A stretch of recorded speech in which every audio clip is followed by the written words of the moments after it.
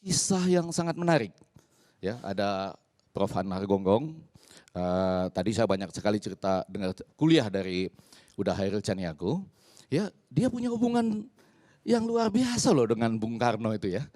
Kakeknya Ibu Puan yang sedang dibahas dalam konteks ini. Itu dia punya hubungan pertentangan pendapat, bahkan dia pernah dipenjara, betul ya? Terutama dizolimi oleh yang dianggap oleh para aktivis, penulis PKI. Kemudian dia juga berbeda pendapat dipenjarakan tanpa pengadilan yang cukup layak, gitu ya. Tetapi kemudian dia mendapat surat yang diantarkan oleh ajudan Pak Harto pada waktu itu ketika Bung Karno sudah meninggal, bahwa permintaan Bung Karno, Buya Hamkalah yang menjadi imam untuk mensolatkan jenazah dari Bung Karno. Betapa luar biasanya Datuk Karnilias bagaimana bersama-sama dengan almarhum Datuk Basa Batuah ya, itu mengadakan makan malam bersama dengan tokoh-tokoh adat ya. Jadi barangkali penyelesaian masalah ini tidak harus juga langsung dengan dengan minta maaf secara formal ya.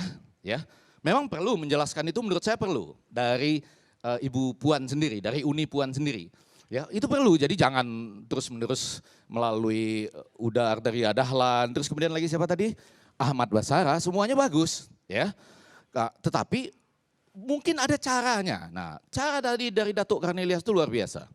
Ini juga sebuah cara yang lahir dari Koto Gadang menurut saya ya.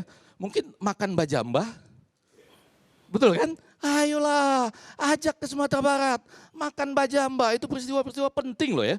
Peristiwa adat. Nah di situ bicara dari hati ke hati. Betul. Nah saya mau menutupnya dengan mengatakan begini. Ya ini saya mau menutupnya dengan mengatakan begini. Lepas dari apapun yang kita diskusikan di sini secara terbuka, saya tadi juga membawanya ke pilkada ya, itu apa adanya. Tapi ada juga pepatah petiti orang Minang yang luar biasa. Yaitu, ini dua ini kemudian saya tutup. Yang pertama adalah, ya, pelan-pelan betul saya mengatakannya, kita juga jangan sekedar menjadi orang yang pandai bainduk samang. Jadi artinya apapun itu dibenarkan dengan segala cara gitu. Karena orang Sumatera Barat itu pandai basile tetapi bukan pandai manjile. Kurang lebih